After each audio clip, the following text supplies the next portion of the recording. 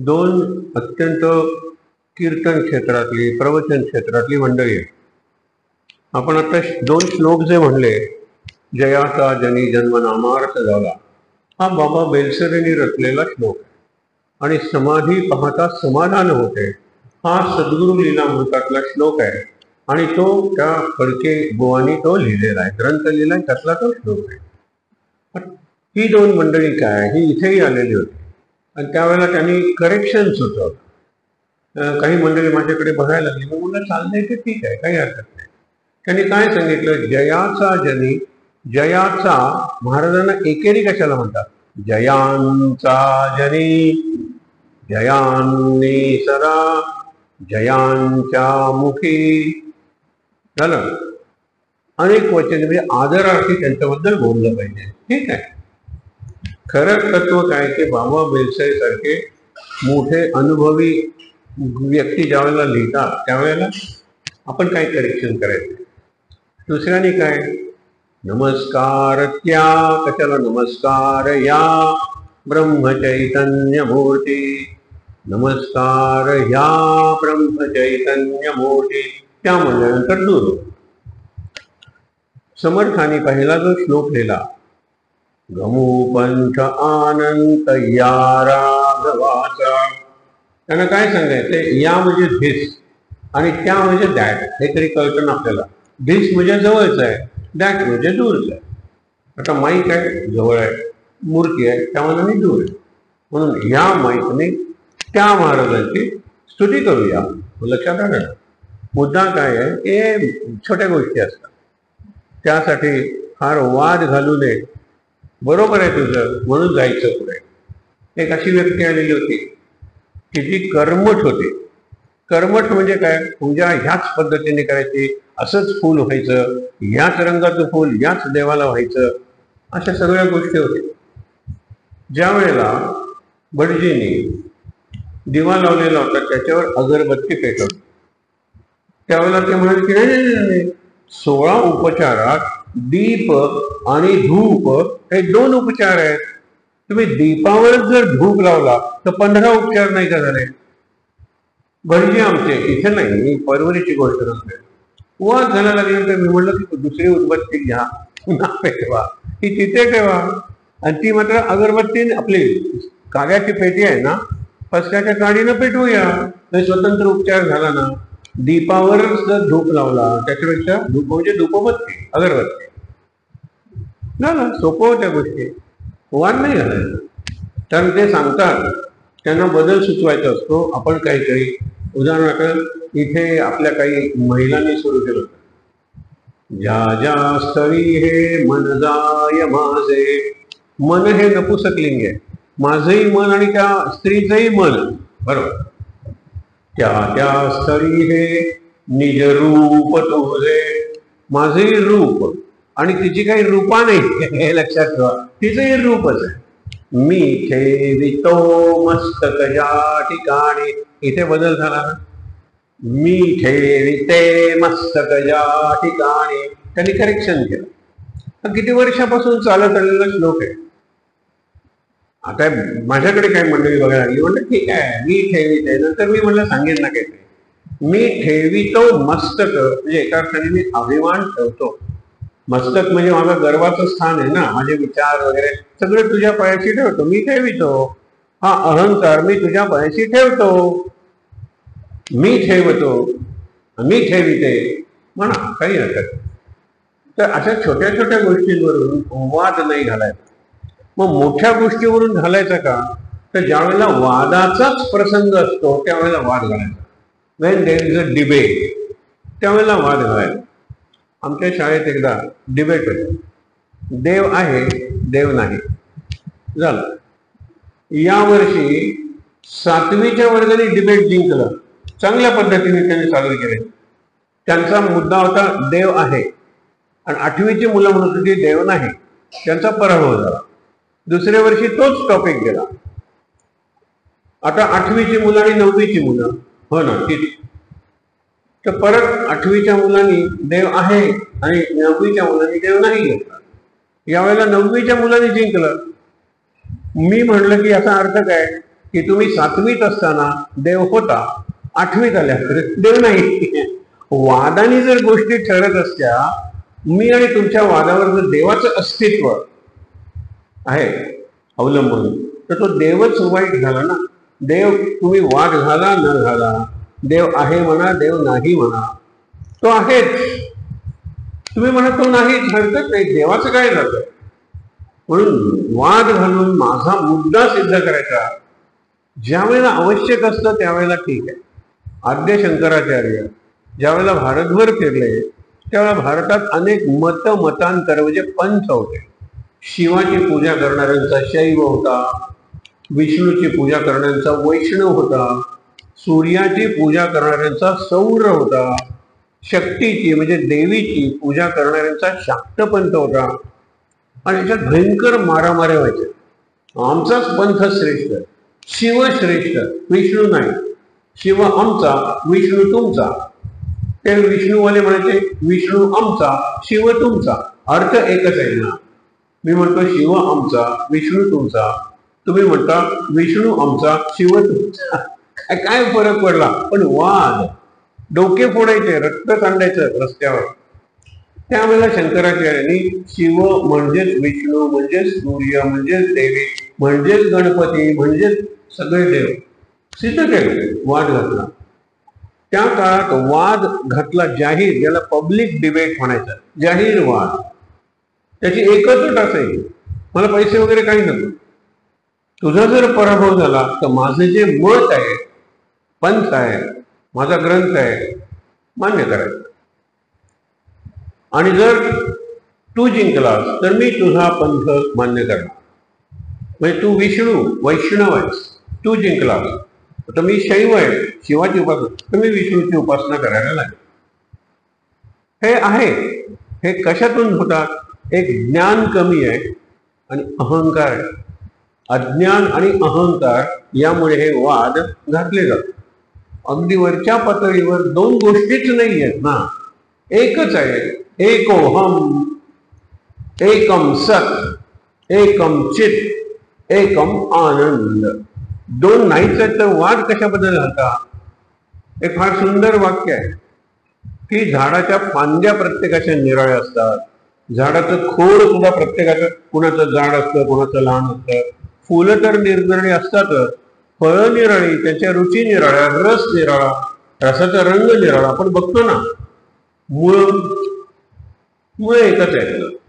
वडाचं मूळ मोठं असेल, मिरचीचं लहान असेल किंवा गवताचं लहान असेल, गवत सहज उपटता येईल, वड उपटता येणार नाही. पण मुळाची रचना सारखीच आहे.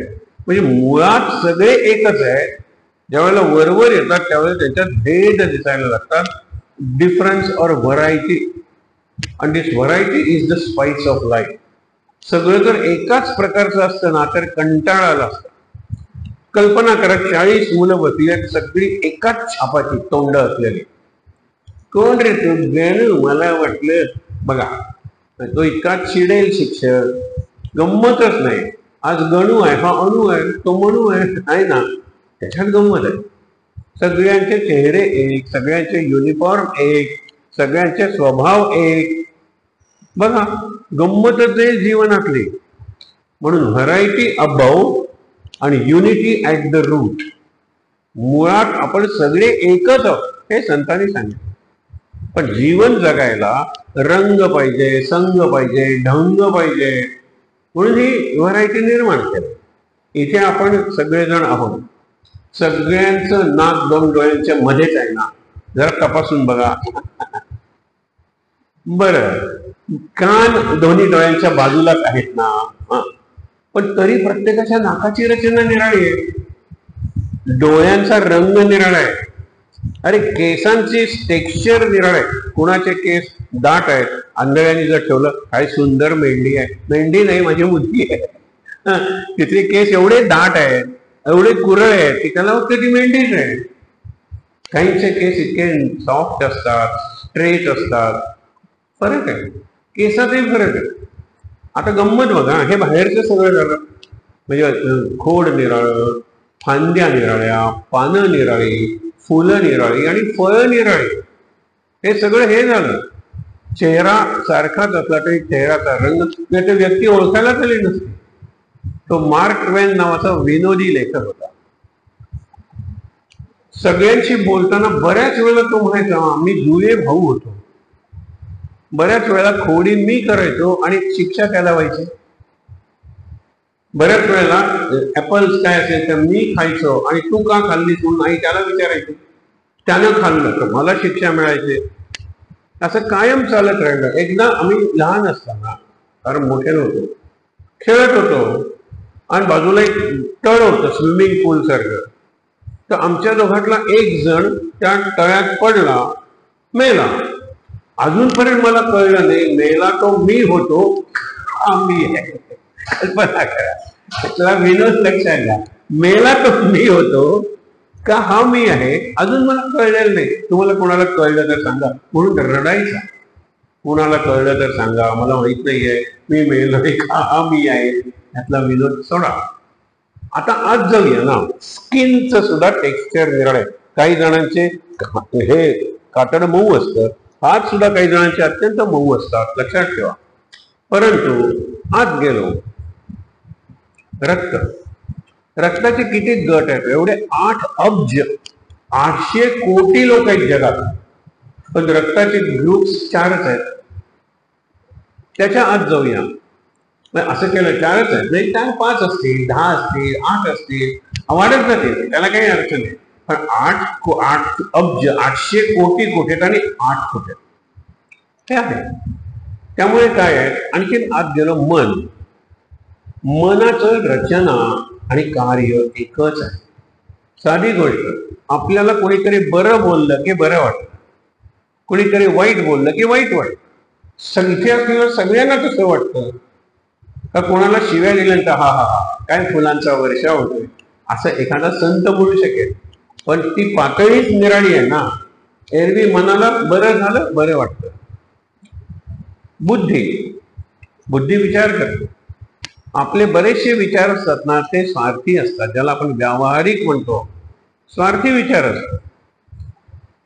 तिथे फरक पडत आत जर गेलो तर आत्म्याच्या वेळेला सगळं सारखं आहे. माझा आत्मा तुमचा आत्मा काहीच नाही आहे. एक जो परमात्मा आहे वरती. तुम्हाला एक लक्षात आलं असेल की या केंद्रात एकही मांजर गुबगुबीत असं नाही.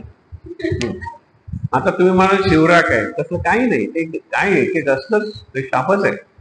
एक इतकी मांजरं बघितली सगळी अशी, आत्ता मरते का नंतर मरते, पण मरतही नाही. तो प्रत्येकाच्या पायात जाऊन वगैरे सगळी गमत करतात.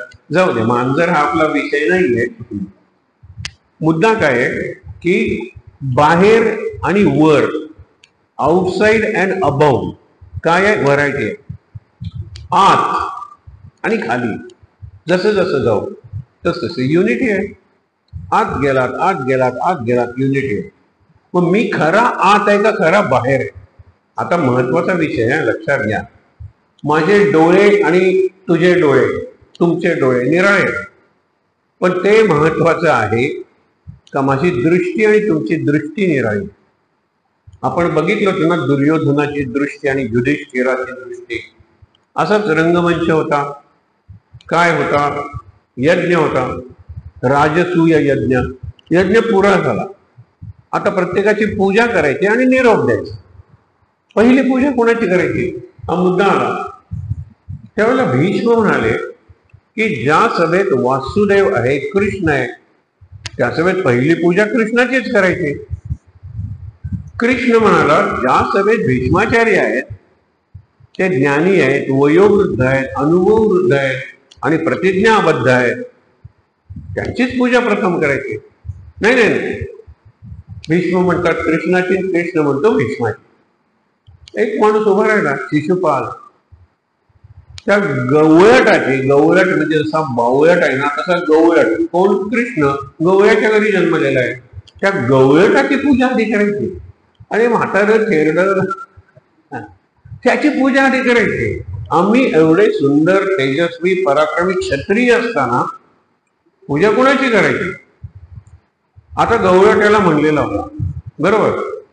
मग म्हणला गवळटे नुसता बावळटी आहे, दुष्ट आहे आणि मुलींबरोबर खेळायच्या टिपऱ्या, एवढं त्याचं काम आहे. त्यांनी काय पराक्रम केलाय असं प्रश्न विचारायला लागला. आणि प्रत्येक वेळेला कृष्ण मोजत होता, 1 2. त्यांनी वचन दिलेलं आहे त्याच्या आईला, ही कृष्णाची आत्या आहे, दूरची असेल पण नातं आहे, की याला 100 अपराध मी माफ करेन, 101व्या अपराधाला ठार मिळेल. ते प्रसंग बघा काय आहे. हे पोर जन्मलं शिशुपाल, त्यावेळेला त्याला 3 डोळे आणि 4 हात होते. विचित्र दिसत होत. 3 डोळे कसं दिसत होते, 3 डोळे उघडे, विचित्र दिसत होत. मग म्हणाली उकिरड्यावर टाकून द्या, कुणाला माहित नाही ना आपल्याला मूल झालेलं आहे, सांगूया की गर्भपात झाला, अबॉर्शन झालं, जाऊ द्या, टाकून द्या. टाकायला दासी निघाली, त्यात आकाशवाणी झाली की हा मुलगा पुढे खूप तेजस्वी होणार आहे आणि त्याचे ते हात 2 आहेत ते गळून पडणार आहेत आणि डोळा जो 3रा आहे तो इकडे जाणार आहे, म्हणजे ज्याला आपण म्हणतात जागच्या जागी जिरून जाणार आहे, 3रा डोळा, आणि हा तेजस्वी दिसणार आहे. मग आईने त्याला परत आणला की आईचं हृदय काय आहे. रस्त्यावरच्या येणाऱ्या जाणार, हे जरा या हो, याला मांडीवर घ्या हो. आकाशवाणी आहे ना की जो मांडीवर घेतल्यानंतर त्याचे 2 हात गळून पडतील आणि 3रा डोळा जागच्या जागी जिरून जाईल, त्याच्याकडून या मुलाचा वध होईल. हे भयंकर आहे की नाही. ते पोरग मांडीवर ठेवल्यावर नॉर्मल झालं, पण त्याचं मरण त्या व्यक्तीकडून आहे ज्याची मांडीवर घेतल्यानंतर ते पोर नॉर्मल झालं. विचार करा. आणि त्यामुळे काय, येणाऱ्या जाणाऱ्याला ते पण कधीच झालं नाही, पोर आहे तसंच राहिलं. कृष्णाला इकडे आठवण आली आणि तो आईला म्हणतो, आई आपल्या त्या आत्याला मूल झाले नाही का, खबरीलाच गेलो नाही, मी जातो खबरीला. गेल्यानंतर कृष्णा तू आलास काही हरकत नाही, धर या तुझ्या भाच्याला किंवा कोणाला तरी मांडीवर ठेव. मांडीवर कृष्णाने घेतल्यावर 2 हात गळून पडले आणि डोळा आहे तो जागच्या जागी जिरून गेला. लक्षात ठेवा. आणि ते तेजस्वी दिसायला लागलं बा. त्यावेळेला आई म्हणाली, बरं झालं कृष्णा तुझ्याच मांडीवर हे घडलं. तो म्हणतो असं काय, नाही नाही, आकाशवाणी झाली होती की ज्याच्या मांडीवर येथे 2 हात गळून पडतील, 3रा डोळा जिरून जाईल, त्याच्याकडून याला मरण. आता तुझा भाचा आहे, तो कशाला मारशील याला. आकाशवाणीने सांगितलं मला मारायला पाहिजे, कृष्ण म्हणतो. पण आता तू माझी आत्या आहेस किंवा मावशी आहेस काय, मी तुला एक वचन देतो की हे लहान पोर काही माझा अपमान करणार नाही. लहान लहान किशोर आहे, तोही काही अपमान करणार नाही. 100 माझे अपराध केले, अपराध म्हणजे अपमान केले, मला त्रास दिला गरज नसताना, ते मी ह्याला ठार मारेल. तो म्हणतो मी 1 2 सांगत नाही, 100. याच्यात सोपं काय आहे, याला माझा भक्त बनव किंवा मित्र बनव, मग कशाला माझे अपराध करेल तो. पण बरोबर शिशुपाल हा दुर्योधनाच्या कंपोत गेला आणि दुर्योधन वगैरे कृष्णाला बोलतच होते, यांनी त्या सभेत त्या गवळटाची काय पूजा करताय, त्याला काही अक्कल आहे का, त्याने काही पराक्रम केलाय का, खेळला तर तो रासक्रीडा मुलींबरोबर, कपडे पळवले बायकांचे, हे लक्षात ठेवा, हे तो सांगत होता. आणि महाभारत म्हणून अलीकडची जी सिरियल आहे त्या सिरियलमध्ये हा प्रसंग चांगला दाखवलाय. मी तुम्हाला सांगितलंय मग की तो मोराची पिस असलेला कमरपट्टा घालून आला होता. त्याला काय दाखवायचं, तू डोक्यावर घेतोस ना, आता मी कमरेवर घेतो, नंतर मी तुडवणार आहे. बघा काय अहंकार आहे कोणाचा, शिशुपालाचा. आता बांधलेलाच होता. तो म्हणतो तुझ्या ते 100 अपराधाला मी घाबरतो काय, तुला मी जोवट म्हणलो, घे 1 पीस काढलं, खाली टाकलं, पायाखाली तुडवलं. दुसरा मी तुला बावळट म्हणालो, काढलं पीस टाकलं. त्याच्यानंतर कृष्ण त्याला सांगते, बाबा रे तुझे अपराध वाढायला लागले, तो आता 100कडे पोचायला लागले. आणखी शिव्या, आणखी निंदा कृष्णाची तो करत राहिला, वाटेल ते आरोप केले. कृष्ण म्हणतो सावध हो, 100वा अपराध आहे. 100वा अपराध टाकल्यानंतर तोडवतो पीस. तो म्हणतो तुला काय घाबरतो का, आणखीन त्याला शिवी देतो, कृष्णाची निंदा करतो. अशा वेळेला कृष्ण म्हणतो झालंय 100 अपराध, आणि मग तू इकडे शोधतो, इकडे शोधतो, इकडे शोधतो, इतका घाबरतो. सगळी पिसं गेली की या पिशानं 100 पिसं आणली होती आणि प्रत्येक अपराधाला एक एक पीस टाकून त्याच्यावर तो तुडवत होता. आता पीसच नाही म्हणल्यानंतर त्याला कळलं. पण कृष्ण एक सेकंद सुद्धा थांबला नाही. सुदर्शन चक्राने त्या सगळ्या राजांच्या समोर राजसभेत शिशुपाळाचं डोकं उडवलं, रक्ताचं कारंज वगैरे असं उडलं. आता त्याला बाहेर नेऊन मारता आलं असतं की मी तुला आव्हान देतो, चल बाहेर, आणि शिशुपालही गेला असता, कारण त्याचं मरणच आलं होतं. पण त्या राजसभेत मारलं. तिकडे यज्ञ अजून विजलेला नाहीये पूर्ण. अशा वेळेला हे रक्तपात कृष्णाने इनडायरेक्टली असलेल्या सर्व राजांना सांगितलं. लक्षात ठेवा, कृष्णाचं सामर्थ्य. हा स्वतःला खूप सामर्थ्यवान समजत होता, त्याचं राज्यही मोठं आहे. त्याला मी तुम्हा सर्वांच्या देखत मारलेला आहे. कुणाला माझ्याशी लढायचं असेल मी तयार आहे. परंतु कृष्ण ज्या बाजूनी आहे त्या बाजूनी जय नक्की आहे, हे लक्षात ठेवा. म्हणून सगळ्या राजांच्या देखत मारलं. काही राजे आले, मग कृष्ण, भीम, अर्जुन या तिघांनी मिळून त्या राजाने मारून टाकलं. अजून अग्रपूजा झालीच नाहीये. हा महत्वाचा प्रसंग लक्षात घ्या. हा सगळा पूर्वार्ध झाला. ते म्हणाले त्याचं प्रेत वगैरे बाजूला करा, ते रक्त वगैरे सांडले ते सगळं पुसून करा, आणि चला आता पहिली पूजा कोणाची करायची. आता भीष्माची करायची, कृष्ण म्हणतो नाही. कृष्णाची करायची, तर भीष्म म्हणतात नाही. तिसरा कोण की ज्याची पूजा आधी करायची, ज्याने चॅलेंज दिलं तो मेला.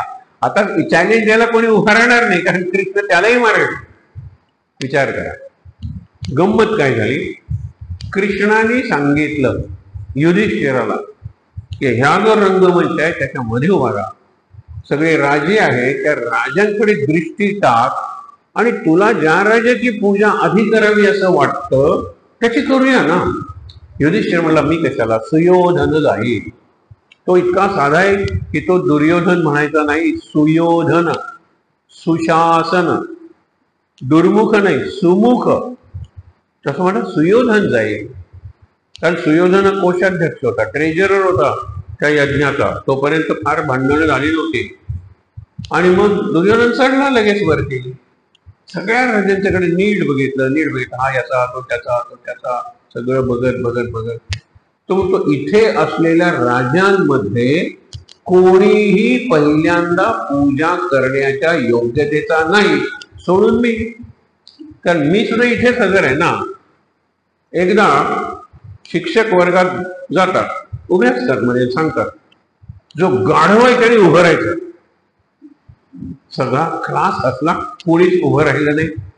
ते म्हणाले मी तुम्हाला सांगितलं जो गाढव आहे त्यांनी उभं राहायला पाहिजे, तुम्ही हसताय का त्याला. सर तुम्ही उभे आहात, तुम्ही उभे आहात, तुम्ही गाढव आहात.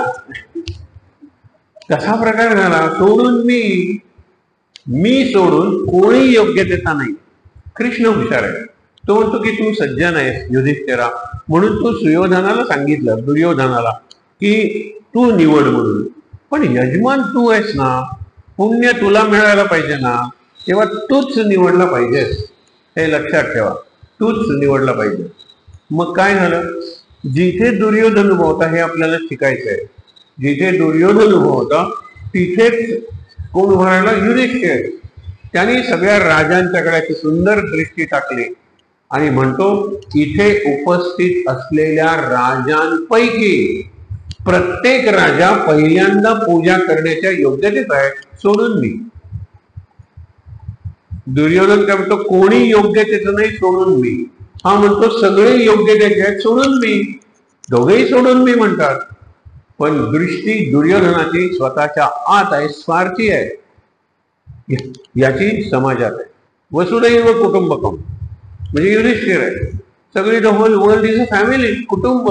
आणि वसुधा म्हणजे पृथ्वी. हा म्हणतो वीरभोग्या वसुंधरा, हे वसुंधरा म्हणजे पृथ्वी. त्या पृथ्वीचा मी भोग घेणार कारण मी सामर्थ्यवान आहे. हा कोण म्हणतो, अमेरिका, सध्याचा ट्रम्प नावाचा वेडा आहे ना तो म्हणतो I can challenge any country in the world. तो बोलतो ना ते टपोरी हिंदी आहे ना, आपण को येच मागता है. हा अशा पद्धतीने इंग्रजी तो बोलतो. काय ते रत्न आहे पण अमेरिकेचा राष्ट्रपती आहे तो. जगातल्या सगळ्यात श्रीमंत आणि सामर्थ्यवान याचा हा आता मूर्ख राष्ट्रपती आहे. मूर्ख राष्ट्रपती. त्याला म्हणलं की काय की मी सीज फायर युद्धबंदी आणली भारत आणि पाकिस्तानमध्ये. मी पाकिस्तान गेलाच होता त्याच्याकडे पण भारत गेलाच नव्हता. भारत म्हणाला की आम्ही कुठे तुझ्याकडे आलो होतो, तू डिक्लेअर करून टाकले. मजा का. नंतर त्यांनी परत घेतलं. मला तसं म्हणायचं नव्हतं, भारत आला नव्हता माझ्याकडे, पण माझा खात्री होती ना की भारत ऐकेल माझं, म्हणून मी म्हणालो. नंतर म्हणाला काश्मीरचा प्रश्न सोडवायचा असेल तर मी मध्यस्थी करेन, कारण 1000 वर्षे तुम्ही लढताय काश्मीर बद्दल. लोक म्हणाले काश्मीर पाकिस्तान निर्माणच झालं 1947ला. 1000 वर्षापूर्वी कुठे होतं पाकिस्तान आणि कशी काय आम्ही कधी भांडत होतो. त्याला तेही काही इतिहास माहित नाही, काही भूगोल माहित नाही, नुसती दादागिरी करतो. हा दुर्योधन आहे. वीर भोग्या वसुंधरा. आज भारताची गेली ड्रोन वगैरे त्यांना पाकिस्तानला पाडता आले नाही. जगात अमेरिका असा देश आहे की तो म्हणतो I can bomb any country any time. माझं विमान तुम्हाला एक तर दिसणारच नाही आणि दिसलं तरी तुमची विमान मारणारी तोफ पोचणारच नाही. पोचणारच इतक्या उंचीवरून मी टाकेन. मी आता तो म्हणतो हे जे सॅटेलाइट वगैरे स्पेस मध्ये आहेत ना, स्काय कशाला 500 किलोमीटर 1000 किलोमीटर तिथून भारताला फक्त साऊथ इंडिया मारायचं आहे, मी मारू शकतो. करायचंय म्हणून जबाबदारीने वागायचं का दादागिरी करायची. हा इथे महाभारतकार व्यासांना सांगायचंय की तुझ्याकडे सामर्थ्य आहे ना, जबाबदारीने वागलं. भारत खूप जबाबदारीने वागलाय, इथून पुढेही वागेल. पण नंतर आपल्या पंतप्रधानांचं जे भाषण आहे त्याच्या इतकं स्पष्ट भाषण जगातल्या कुठल्याही पंतप्रधानांनी आतापर्यंत केलेलं नाही. तो टूक म्हणतात ना तसं. तुम्ही काय सांगता आम्हाला, आम्ही ऍट विल. ते ऑपरेशन सिंधूर वगैरे संपलेलं नाहीये, चालू आहे. ते पाहिजे त्या वेळेला आमच्याकडे एक टेररिस्ट आणि एका माणसाला मारलं की 10 माणसांना मारण्याचं लायसन्स आम्ही आमच्याकडे ठेवलेलं आहे वगैरे वगैरे. इतकं डायरेक्टली कुठलाही पंतप्रधान बोललेला नाही. आम्ही विचार करू काय तो म्हणतो नाही नाही नाही नाही, तुम्ही एक मारा आम्ही 10 मारून आम्ही ठरवू त्या ठिकाणी, आम्ही ठरवू त्या वेळी. भाषा बघा नाही.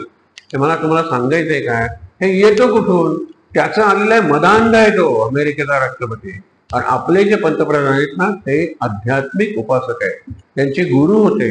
ज्यावेळेला पहिल्यांदा प्राईम मिनिस्टर झाले त्यावेळेला हिमालयात गेले होते गुरुच्या दर्शनाला. नंतर काही महिन्यांनी त्यांचे गुरु गेले, त्यावेळेला त्यांच्या अंत्यदर्शनालाही हे गेले होते. वर्षातून एकदा 46 तास 77 तास असं काहीतरी ठरवून ते हिमालयातल्या एका गुहेत बसतात. त्या गुहेची रचना म्हणजे आता तिथे AC वगैरे सगळं केलेलं आहे, पण ते एकटे बसतात. आणि काय त्यांचे फळं वगैरे नवरात्रात 9 दिवस ते उपवास करतात, काही खात नाहीत. पण असा अत्यंत आत्मशिस्त असलेला हा पंतप्रधान आहे. म्हणून आज जगात सगळी राष्ट्र त्याचं ऐकतात. आता मूर्ख माणूस ऐकत नाही, पण नंतर म्हणतो माझं चुकलं, हे असं नव्हतं, मोदी म्हणाले तेच बरोबर होतं, हे त्याला नंतर म्हणावं लागतं. आपला आत्ताचा हा विषय नाहीये. पण मला सांगायचंय काय की जो शक्तिमान आहे, जो बुद्धिमान आहे आणि जो सामर्थ्यवान आहे त्यांनी काय करायचं, जबाबदारीने वागलं पाहिजे, त्यांनी नम्र असलं पाहिजे. उदाहरण देतात ना की ज्या फांदीला फळं लागलेली आहे, खूप लागलेले आहेत आंबे, ती फांदी खाली वागते आणि लोकांना सांगते माझे आंबे लुटून द्या ना, मी खाली वाकली आहे. ज्या ढगात पाणी जास्त असतं तो ढग वरती उडत नाही, खाली खाली येतो येतो अशा उंचीवर आला की पाऊस पडून जातो. शेवटच्या थेंबापर्यंत तो स्वतःसाठी काही पाणी राखून ठेवत नाही. म्हणून निसर्गात ज्या वेळेला तुमच्याकडे भरपूर गोष्ट येते एखादी, त्यावेळेला तुम्ही नम्र होता. विद्या सुद्धा विनयेन शोभते. तुम्ही नम्र असाल तर तुमच्या विद्येला शोभा आहे. तुम्ही जर गर्विष्ठ असाल तर आत्ताच्या जगात तुम्हाला कोणच विचारणार नाही. हे सांगा, हे संतांना वगैरे हे आवडतं. आज महाराजांचं आपण काही वाक्य वाचूया याच्यातली. वृत्ती भगवंताच्या ठिकाणी स्थिर ठेवा. स्थिर शब्द महत्वाचा आहे. आपण फार चंचल असतो. 2 मिनिटं आपण जर ठरवलं की पूर्णपणे न हालता, दुसरा न विचार करता मी काय करणार आहे, देवाकडे बघत बसणार आहे. 2 मिनिट आपल्याला जमत नाही. एका मिनिटातच सगळं होऊन जातं. इकडे बघतो तिकडे बघतो, उठतो काय. आपण मुलांना म्हणतो पण आपणही तसंच करतो. आपण बऱ्याच वेळेला सूचना देतो, गुंफेत विशेषतः, की शरीराची अनावश्यक हालचाल नाही, फक्त छाती हलेल कारण आपला श्वास चालू आहे. बाकी आता 10 मिनिटं तुम्ही जर ठरवलं ना तर अगदी छान. आता कदाचित पापणी तुम्हाला बंद करावी लागेल, पण जर ठरवलं तर पापणी सुद्धा न लवटा. उदाहरणार्थ एक राक्षस आला, तुमचा छोटा मुलगा आहे आणि राक्षसाने सांगितलं पापणी न हलवतील तोपर्यंत तुझ्या मुलाला जिवंत ठेवेल. पापणी लवली की पोर मेलं. आपण किती प्रयत्न करून पापणी उघडी ठेवू, आपल्याला जमतं ना. लहान मुलं खेळतात, बाबा बघू जास्त कोण बघताय. तो बघतो बाबांच्या डोळ्याकडे, बाबा त्याच्या डोळ्याकडे बघतात, पण बाबांचे डोळे म्हातारे झालेले. बाबा नंतर म्हणतात बाबा मिटले मिटले, मी पापणी मिटली, मी नाही अजून मिटली. ठरवलं तर माणूस काही करू शकतो. ठरवलं तर. शोले नावाच्या चित्रपटात एक प्रसंग आहे. तिला सांगतो बाटल्या फोडतो, खाली काच आहे, या काचावर जोपर्यंत तू नाचत राहशील तोपर्यंत तुझ्या ह्याला मी मारणार नाही. तुझा नाच थांबला की ह्याला मी मारलं. आता आपला मरू नये तो म्हणून ती नाचत राहते. ती नटी आहे ती हेमामालिनी, आणि ज्याला पकडले तो धर्मेंद्र. लक्षात ठेवा, तो मरू नये म्हणून पायातून रक्त येते, हे येते, नाचत राहते नाचत राहते नाचत राहते. एकच असतं की मी मरेपर्यंत नाचेल, मी आधी मेले तर काय करायचं ते ठरवेल. विचार करूया आपण जर ठरवलं तर गोष्टी आपल्याला जमतात. आपला प्रॉब्लेम आहे आपण ठरवतच नाही. कारण का, आपली वृत्ती स्थिर नाही. वृत्ती म्हणजे आपण जे वागायचं ठरवत होते, आज मी नाही खाणार असं जर ठरवलं आणि खरंच नाही खाल्लं तर सोपं आहे, पण आपण तसं करत नाही. आपण लगेच म्हणतो आज खाल्लं तर काय हरकत आहे, पुढच्या वेळेला बघू. म्हणून आपल्याला इतका आपला संकल्प, डिसिजन हे इतके मंद असतात, वीक असतात, स्ट्रॉंग नसतात. आपल्याला काहीच जमत नाही. पण जर ठरवलं की ठरवलं, तो ध्रुव 6 महिन्यात तो वासुदेव त्याच्यासमोर प्रकट झाला. हात वर घेणार, काढणार नाही म्हणजे नाही, येईल नंतर दोन्ही हात वर, आणि शेवटी म्हणतो आता मी श्वास रोखून धरणार. एक मरेन पण श्वास घेणार नाही. त्यावेळेला सगळ्या जगाचा श्वास रोखला, बंद झाला. कोणी काय झालं बघायला गेलं तर एक पोर उभं आहे तिथे, 5 वर्षाचं पोर उभं आहे. त्याने हात वर केलेले आहेत आणि तो श्वास बंद केलेला आहे. तू त्याला दर्शन दे आणि काय कर, त्याचा श्वास सुरू झाला की मग जगाचा श्वास होईल. मग तो वासुदेव येतो, म्हणतो पहिल्यांदा तू श्वास सुरू कर, जगाचा श्वास चालू राहू दे. निग्रह म्हणतात त्याला. आणि निग्रह झाल्याशिवाय अनुग्रह होत नाही. मित्रांनी आग्रह केला म्हणून अनुग्रह घेतला. कसला अनुग्रह, एकावर एक फुकट वगैरे स्कीम असतात ना. मित्रांनी आग्रह केला, मी अनुग्रह घेतला, काही अर्थ नाहीये. माझा निग्रह महाराजांनी बघितला आणि मग अनुग्रह झाला. हे महत्वाचं आहे. पण वृत्ती स्थिर ठेवली पाहिजे, बुद्धी स्थिर ठेवली पाहिजे. पुढे काय, माझा देह परमार्थाच्या आड येत आहे म्हणणं अगदी खोटं आहे. देह कसं येणार, मागे आपण गमतीने बघितलं होतं. पूर्वी काही भटजी खूप खायचे, म्हणजे प्रत्येक जवळ भटजीची पोटं मोठीच असतात, हे लक्षात घ्या. सगळ्यांचीच पोटं आता मोठी व्हायला लागलेली आहेत. कारण काम कमी करायचा, कष्ट कमी करायचा, खायचं भरपूर, सगळं खायचं. तर एक भटजी आणि त्याचा मुलगाही भटच होता. एक जण म्हणला आमच्याकडे सत्यनारायण या उद्या, तो तुम्ही आधीच एक आमंत्रण घेतलेलं आहे, पण तुमच्याकडे गोडसं काय. तो श्रीखंड, श्रीखंड मग मी तुमच्याकडे येतो. त्यांच्याकडे पुरणपोळी आहे, मला तेवढी आवडत नाही, मुलाला त्यांच्याकडे पाठवतो. हा श्रीखंड खायला येतो, ही आपली चूक आहे. इतका खातो इतका खातो इतका खातो इतका खातो की प्रचंड. आता ते खाल्ल्यावर पोट भरलं, याच्या अनेक त्यांच्या खुणा आहेत. त्यातली एकच खूण आत्ता सांगतो. पोट भरलं हे केव्हा ठरवायचं, याच्या इतकं हाय टणक झालं की पोट भरलं. कपाळाला हाड आहे ना, दाबून बघायचं आहे, अजून थोडी जागा आहे, ज्या आणखीन एक वाटे आणखी हे घट्ट झालं एवढं की पोट भरलं. आता पोट एवढं भरलेलं आहे की दुसऱ्या दिवशी त्याला त्रास होतो. हे महाराजांना सांगायचं आहे हे वाक्य. दुसऱ्या दिवशी संडासाच्या वेळेला त्रास होतो. आणि पूर्वीचे असे ते संडास चाळीतले एका बाजूने, तो काय पोटाला म्हणून खाशील का इतकं, खाशील इतकं श्रीखंड म्हणून काय खाशील इतकं. कल्पना करा, पोट खातं का? नाही खाते. हे किती खायचं, केव्हा थांबायचं हे ठरवतं हे. आणि हे आपण घाण टाकलेलं आहे. आपण मोबाईलला घाण टाकलेलं आहे, आपण टीव्हीला घाण टाकलेलं आहे, आपण हे खाणं ते खाणं त्याला गहाण टाकलेलं आहे. आपण इकडे जाणं तिकडे जाणं याला गहाण टाकणं म्हणजे काय, सावकाराकडे दागिना आपण टाकतो ठेवतो ना आणि पैसे घेतो, आईचं ऑपरेशन आहे लग्न आहे वगैरे साठी, त्याला गहाण ठेवणं म्हणतात. मग एवढी बुद्धी मला दिलेली आहे, बुद्धी मी गहाण ठेवली आहे कुणाकडे? मोबाईलकडे. वापरतच नाही बुद्धी, फक्त मोबाईल वापरतो. मी माझी घाण ठेवलेली आहे. ते कुठे ठेवलेलं आहे? वेळ माझा घाण ठेवलाय, टाइम. कुणाकडे? टीव्ही समोर. ती सिरियल थांबतच नाही. असं सगळं जीवनच जर गहाण ठेवलेलं आहे तर तुमच्याकडून होणार आहे काय? हे महाराज प्रश्न विचारतात. आणि दोन्ही विशेष म्हणजे देह आड येतो हे खरं नाही. आड येतं ते आपलं मन आणि बुद्धी. बुद्धी आड येते. बुद्धी निरनिराळ्या प्रकारचे तर्क करते की मला आज माझा जप करायचा राहिलाय पण 2 दिवस सुट्टी आहे. मी काय म्हणतो, खरं म्हणजे 10 माळा माझा असतो तिथे त्याला 13 जास्तीत जास्त अर्धा तास लागेल.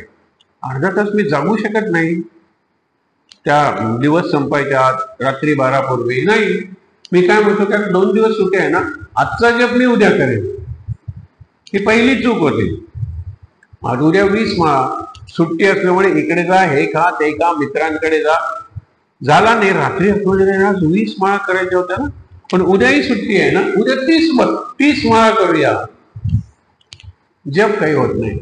माळा ऍरियर्स म्हणतात ना, थक बाकी वाढत जाते आणि हा थकत जातो, हे लक्षात ठेवा. त्यामुळे बुद्धीच ठरवते करायचं की नाही ते, आणि ती बुद्धीच आपली अस्थिर आहे. महाराज म्हणतात त्यांना खूप वाईट वाटतं. मी सुखी कशाने होईल? एक तुम्हाला प्रयोग सांगतो. आम्ही चांगली मोठी माणसं होती, मोठी म्हणजे वयानं अनुभवानं, लग्न झालेली, 2 मुलं असलेली, अशांचा एक कोर्स होता. त्यांना म्हणलं की प्रत्येकाला सुखी व्हायचंय का? हो म्हणाले. नाही कोणी सुखी आहे का? नाही तसा मी सुखी आहे, पण आलं म्हणजे तो सुखी नाही. आणि तसा मी सुखी आहे, असा मी सुखी नाहीये. म्हणजे मूल नाहीये, मूल आहे पण ते ऐकत नाहीये, मुलगी आहे पण ती व्यसनी बनलेली आहे वगैरे वगैरे. लक्षात घ्या, नाहीये, सुख नाहीये. पण मग असं करा ना, तुम्ही सगळ्या वस्तू जे काही ना, कोण म्हणतो मला घर नाहीये, भाड्याच्या घरात त्रास होतो म्हणून, कोण म्हणतो मला चालत जावं लागतं, बस चुकली तर त्रास होतो, गाडी नाहीये माझ्याकडे. प्रत्येक जण ठरवतो. तुम्ही विचार करा, आज घरी जा, शांतपणे विचार करा, बायकोचीही मदत घ्यायची असेल तर घ्या, आणि एक यादी तयार करा की या वस्तू मला मिळाल्या की मी सुखी होईल. प्रत्येकाने यादी करून आणली. त्याच्यात बरेच पदार्थ कॉमन होते की मला हे पाहिजे, मिक्सर पाहिजे, ग्राइंडर पाहिजे, मला वॉशिंग मशीन पाहिजे. याच्याकडे काही नाहीये, याची यादी मोठी आहे, पण हे मला मिळालं की मी सुखी होईल. नक्की? हा. आता तुम्हाला जी अप्रॉक्सिमेट किंमत आहे माहीत. आता मिक्सर 5,000 रुपये लिहा ना. घर समजा 20 लाख, 25 लाख, 40 लाख रुपये लिहा ना. गाडी समजा 5 लाख रुपये, 10 लाख रुपये लिहा तुम्ही. आज घरी जाऊन बायकोला वगैरे विचारा आणि प्रत्येक आयटम समोर किंमत लिहा त्याची. आणि तेवढी पैसे आपल्याकडे यायला किती वर्ष लागतील? यांचं वर्षाला 1 लाख रुपये सुद्धा सेव्हिंग नाहीये. आणि ह्याची यादी केवढी झाली? घराला 40 लाख रुपये, गाडीला 10 लाख रुपये. मग हे सुखी होणार? मग कुणी तर सांगितलं की 10 वर्ष लागतील एवढे पैसे जमायला. ते म्हणाले मग बरं झालं की 2025 आहे, 2035 साली तुम्ही सुखी होणार, कारण यादी तुम्हीच तयार केली आहे आणि पैसेही तुम्हीच लिहिलेले आहेत. आता लक्षात ठेवा, 10 वर्ष तुम्हाला लागतील. या 10 वर्षात गाडीच्या किमती वाढणार नाहीत, हो. घराची किंमत वाढेल, हो. मग ही यादी तुमची आहे, त्याला जास्त पैसे लागणार नाहीत का? हो. मग आणखीन किती?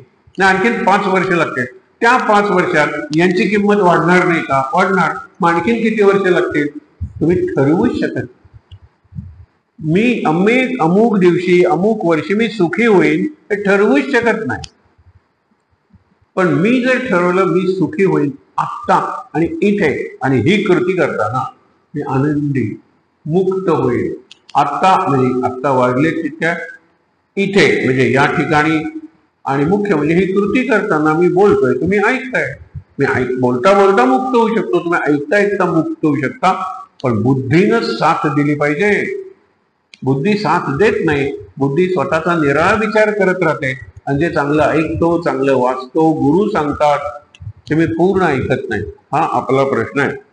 शेवटी काय म्हणतात, आपण फक्त कल्पनाच करू शकतो की मी सुखी होईन, सुखी झालं तर हे आपल्या कल्पनाच राहतात. कारण कल्पना नेहमी भविष्याबद्दल असतात. तुम्हाला सांगतो की 7वीतल्या माझ्या मुलाच्या रिझल्ट बद्दल काय कल्पना असणार आहे? नाही ना, कारण आता तो कॉलेजला आहे ना. 7वी झाली. 8वीतल्या त्याच्या मार्क्स बद्दल मला काही चिंता आहे का? नाही. चिंता फ्युचर उद्या असते. मागच्या बद्दल काय चिंता असणार आहे? गेल्या वर्षी आपली गाडी चुकली होती, हा मग यावर्षी लवकर जाऊया. चिंता आहे पुढच्या काळाबद्दल. शेवटी काय महाराज सांगतात की भगवंताची खरी कृपा कोणाची आहे? की जो स्वतःची वृत्ती स्थिर करेल त्याच्यावर भगवंताची कृपा. आणि वृत्ती म्हणजे आतून आपल्याला हे पाहिजे, तसं करावं, असं वागावं, इकडे जावं, तिकडे जावं, हे सतत जे वाटत असतं त्याला वृत्ती म्हणतात. ही वृत्ती जर स्थिर झाली तर माणूस एके ठिकाणी राहील.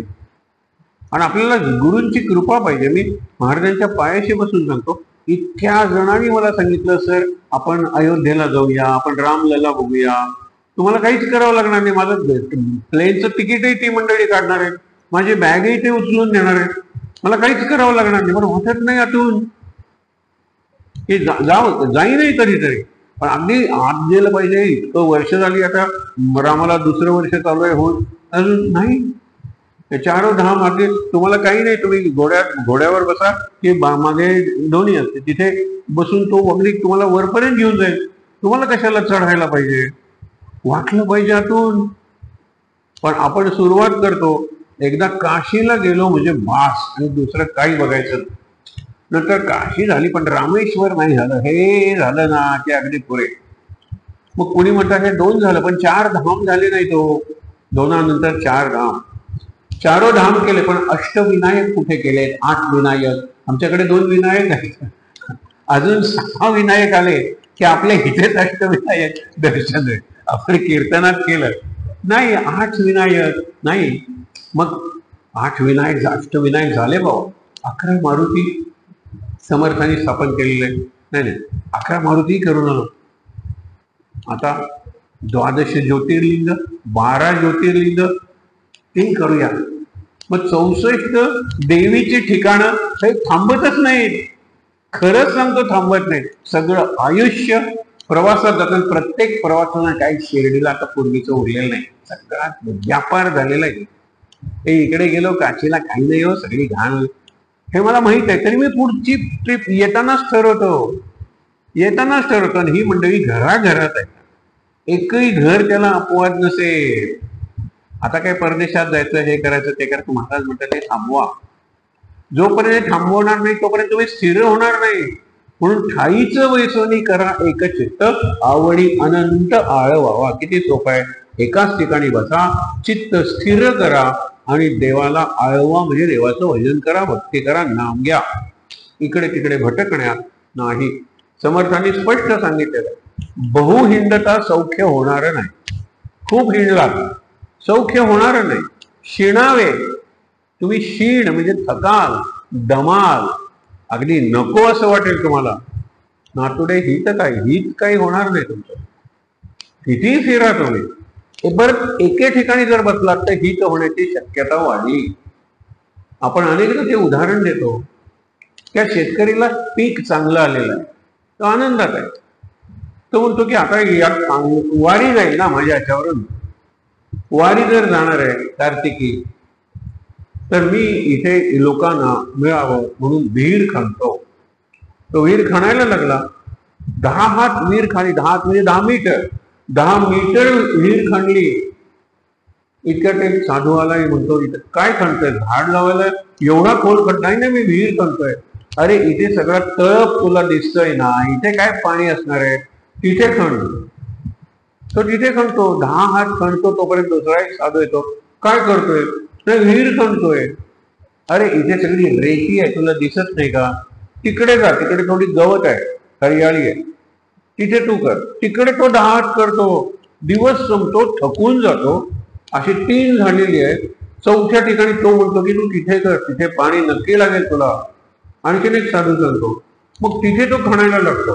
संध्याकाळ झाल्यानंतर आणखीन एक साधू येतो, तो म्हणतो तू काय करतोय, नाही म्हणा मी विहीर खणतोय. मग इतक्या 4 विहिरी, हे खड्डे दिसतायत ना मला, नाही नाही म्हणाला, इथे पाणी लागणार नाही, तिथे पाणी लागणार नाही असं मला सांगितलं. ते म्हणाले वेड्या, एकाच ठिकाणी जर 40 मीटर खाली गेला असतास तर तुला पाणी लागले असतं. एकाच ठिकाणी, इकडे ही विहीर, इकडे काशी, इकडे बद्रीनाथ, इकडे यमुनोत्री, इकडे यमुनोत्री, कशा 4 ठिकाणी विहिरी खणून पाणी लागणार आहे का, नाही लागणार. एकेच ठिकाणी खणत राहा, वानते एक्के वानते, महाराज एक्के महाराज, श्रीराम जय जय राम एक्के श्रीराम जय राम, प्रवचन एक्के प्रवचन. आता मी वाचत होतो त्याच्यात त्यांनी सांगितलं एकच पुस्तक जगातलं वाचा, प्रवचन. तसं काही वाचायची गरज नाहीये. महाराज एकच, महाराजांनी सांगितलेला मंत्र एकच. आता किती वेळ भटकणार आहात तुम्ही, हा विचार करा. म्हणून महाराज शेवटी सांगतात, भगवंताची कृपा केव्हा, याचं भटकणं थांबलं की भगवंताची कृपा आहे. अजून हा भटकतच राहतो. मग काय, आज एक जण आल्यावर त्या म्हणाल्या की मुलांनी नामस्मरण करावं असं वाटतं, पण ऐकत नाहीत मुलं, काय करू. म्हणलं महाराज आहेत समोर, महाराजांना तुम्ही एकदाही त्यांना नाम घ्या म्हणून सांगू नका. महाराजांना सांगा की त्यांनी नाम घ्यावं असं मला वाटतं, की तुमचीच कृपा आहे, तुमचीच इच्छा आहे, तेव्हा तुम्ही त्यांच्याकडून नाम घ्या, नाम करवून घ्या. मग बघा काही चमत्कार करतो. आपण लोकांना सांगतो, आपली तेवढी तयारी नाहीये, हे लक्षात ठेवा. म्हणून तिथे तुम्ही महाराजांनाच सांगा की हा मुलगा आता 12वीत आलेला आहे, त्याला अभ्यास करायला सांगा. हा 10वीत आहे, अभ्यास करायला सांगा. काल 1-2 बहिणी भेटल्या होत्या, एक 10वीत आहे, दुसरी 12वीत आहे. 12वीत असलेली खूप अभ्यास करते, चांगला करते. 10वीत असलेली 9वीत, तिला इतके कमी मार्क्स आहेत. आता अभ्यास करायला पाहिजे, पुस्तकं वगैरे आहेत सगळे. आणि म्हणजे तुझी ताई तुला मदत करेल, की अभ्यास करत नाही, हा रिपोर्ट मला मिळाला. आम्ही ज्या वेळेला त्यांच्याकडे गेलो त्यावेळेला तिला सांगितलं बिलकुल अभ्यास करायचा नाही, तो आता 10वीत आहे, करणार करणार. अभ्यास कर म्हणल्यानंतर ती करत नव्हती, करायचा नाही म्हणल्यानंतर करणार. आता मी उद्या विचारेन फोन करून, काय लागलं का कामाला. पण अशी गंमत असते, जबाबदारीची जाणीव. ती मुलगी आहे, आपल्याला जबाबदारीची जाणीव नाही, कारण आपली जबाबदारी काय, शेवटचं वाक्य आहे की भगवंताच्या स्मरणात राहणे, त्याच्या नामात राहणे, यातच खरे समाधान, शांती आणि सुख आहे. खरे समाधान, शांती आणि सुख भगवंताच्या नामात आहे. आजचा सुविचार, वृत्ती स्थिर होणे, शांत होणे, वृत्ती शांत होणे, याचं नाव समाधान. समाधान म्हणजे सम, आ आणि धा 3 शब्द आहेत, त्यातून समाधान शब्द होतो आणि त्यातूनच समाधी शब्द होतो. म्हणून समाधी पाहता समाधान होते. म्हणजे सगळ्या ठिकाणी तू तुझं चित्त ठेव, एकाच ठिकाणी. आणि सगळ्या तुझ्या कृती आहेत ना, ते त्याला अनुकूल झाल्या पाहिजे. मला आज इतका मूड आलेला आहे महाराजांचं नाम घ्यायचं जास्त वेळ. अशा वेळेला फोन आला, अरे आम्ही नाटकाला निघालो, 1 तिकीट आहे, येतोच का, नाही नाही, हे ठरवतो ना तो चांगला. याच्याऐवजी हा मूड मला उद्या येईल, परवा येईल, नाटकाला जायला काय हरकत आहे, फुकट. आणि का ना नाटकाला, आयुष्य फुकट गेलं, लक्षात ठेवा. जी संधी होती नामाची ती आपण साधली नाही.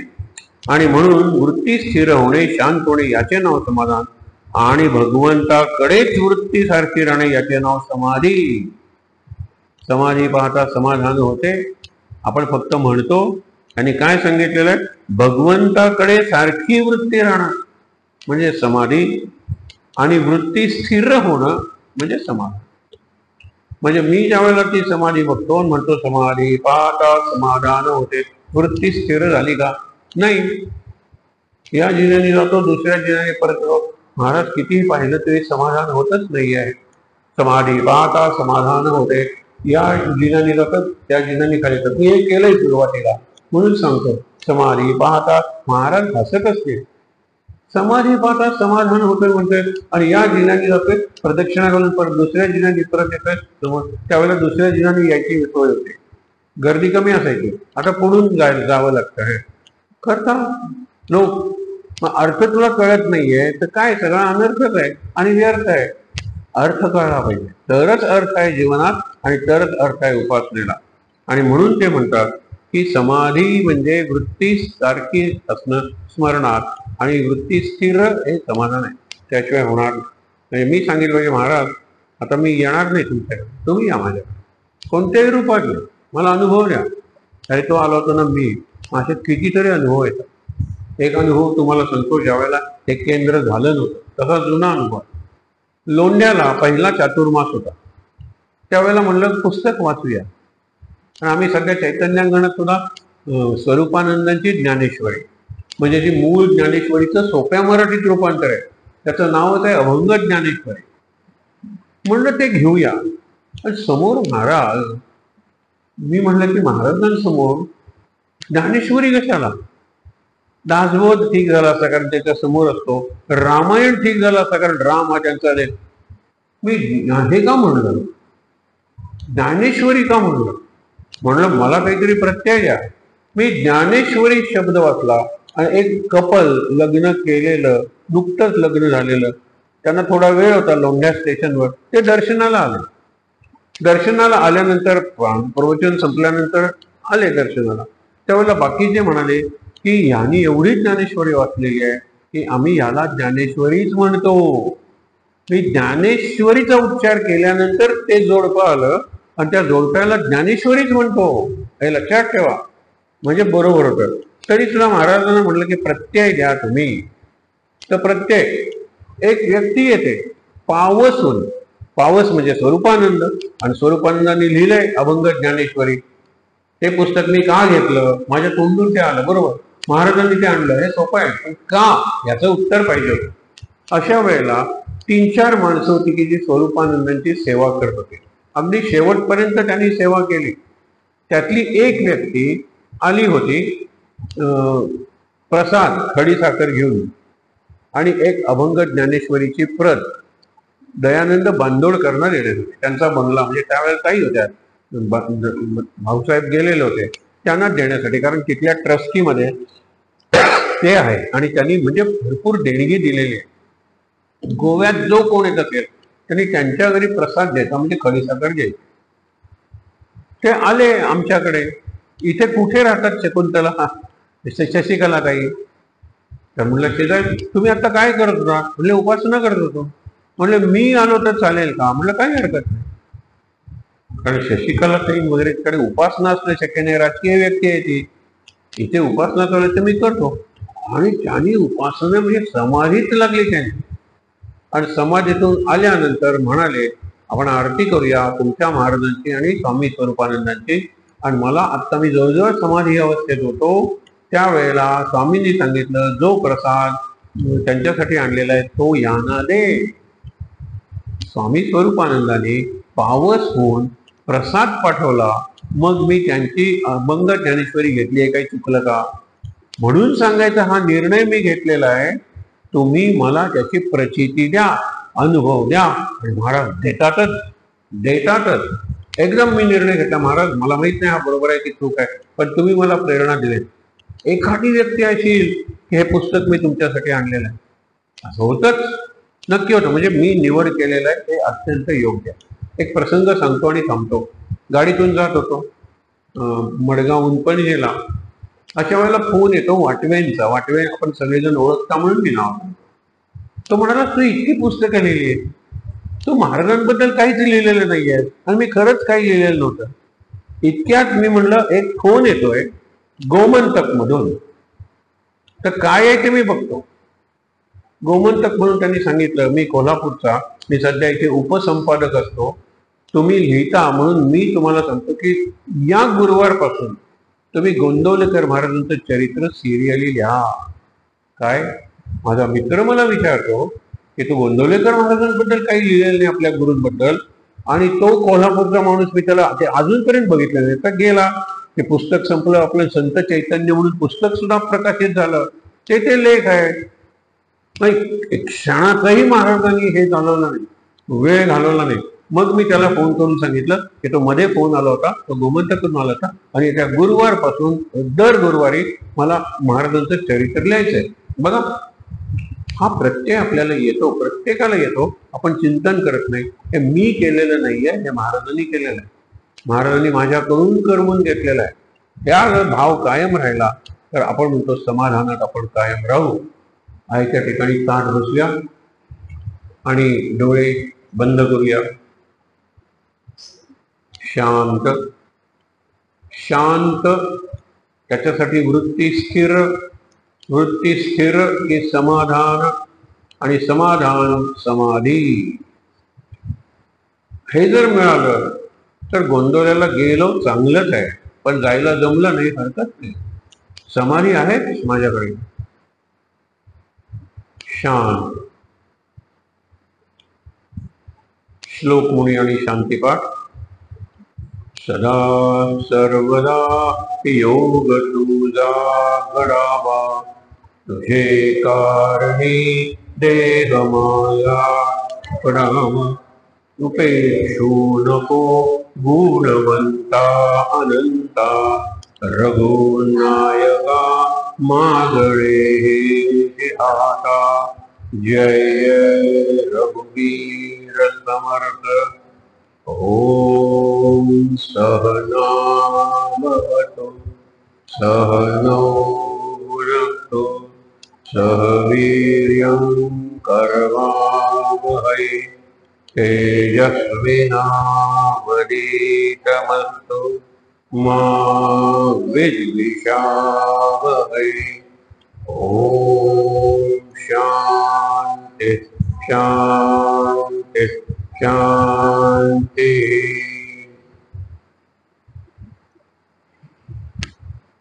तीनदा दीर्घ श्वासोच्छ्वास. Deep breathing 3 times.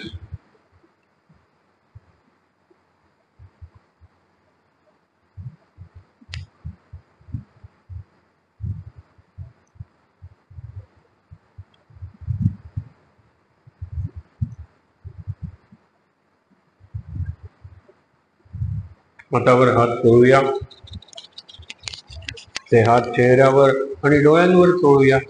रब your hands and massage your face.